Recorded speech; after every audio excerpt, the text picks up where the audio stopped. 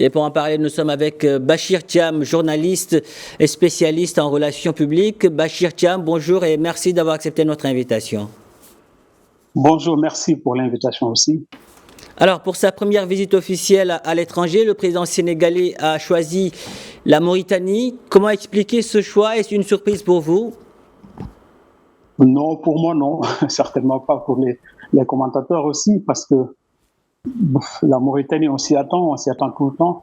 Son prédécesseur, le président sortant Macky Sall aussi, avait réservé sa première visite pas officielle justement à la Mauritanie pour des raisons justement économiques. Donc, c'est pas du tout surprenant, du tout. Outre la politique de bon voisinage entre Dakar et Nouakchott, quels sont aujourd'hui les enjeux économiques liés à cette visite officielle du président sénégalais en Mauritanie? Bon, aujourd'hui, les enjeux sont forcément, quand on parle d'enjeux économiques et commerciaux entre la Mauritanie et le Sénégal, on pense tout de suite au gaz, aux hydrocarbures, ce qui est vrai. Mais auparavant, d'abord, les enjeux économiques, c'est autour de la pêche, de l'élevage aussi.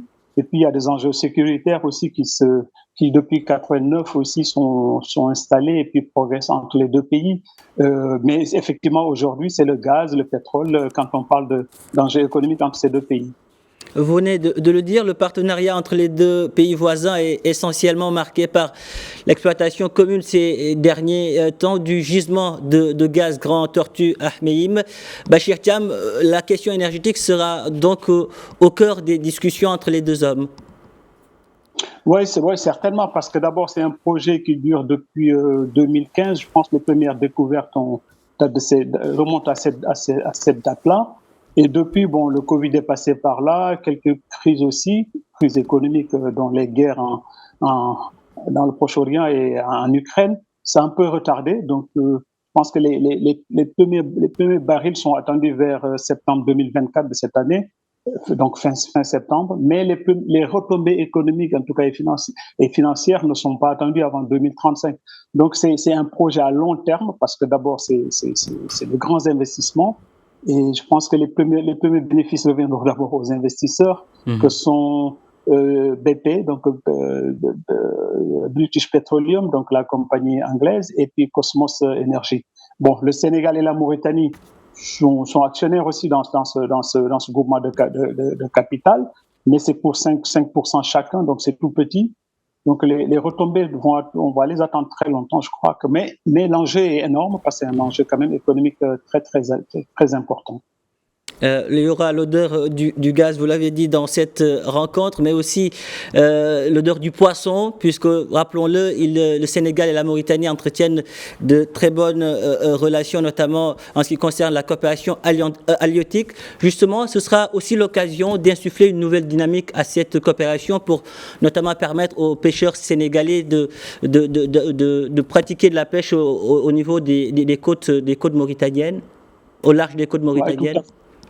Oui, tout à fait, parce que la région du nord du Sénégal, la grande région de Saint-Louis, qui est une région de pêcheurs d'ailleurs, tous ces pêcheurs-là, justement, leur destination, c'est les côtes poissonneuses de la Mauritanie, vers Nouadhibou, aux frontières du Maroc, effectivement. Donc, ça a toujours été le cas. Bon, c'était artisanal. Les accords remontent quand même au début des années 80 pratiquement. Et depuis, tous les pêcheurs de Saint-Louis, donc de la région nord du Sénégal, jettent leur dévolu sur les côtes poissonneuses de la Mauritanie, mais du côté plutôt de Nouadhibou, entre Nouakchott et Nouadhibou, donc vers les frontières marocaines. Et bon, très souvent, on a eu beaucoup de problèmes entre pêcheurs et gardes-côtes mauritaniens, parce que bon, le deal, si vous permettez le terme, n'était pas bien établi. Donc, il y a toujours ce conflit de voisinage entre pêcheurs, gardes-côtes, entre pêcheurs paysans et puis éleveurs de l'autre côté. Et bon, de chaque président qui vient, puis après chaque élection, on remet la question de la pêche, en tout cas les accords de la pêche entre la Mauritanie et le Sénégal sur la table. Et c'est un enjeu de premier plan, je crois, même avant tout ça, avant que les hydrocarbures n'apparaissent, c'était que la pêche, globalement, et puis sinon quelques relations aussi autour de l'élevage, parce que la Mauritanie est aussi le fournisseur premier, je pense, en bétail pour les grandes fêtes de l'Aïd el-Kébir en général au Sénégal, pour le mouton en particulier. Bachir Thiam, merci pour toutes ces précisions, merci d'avoir répondu à nos questions. Merci à vous.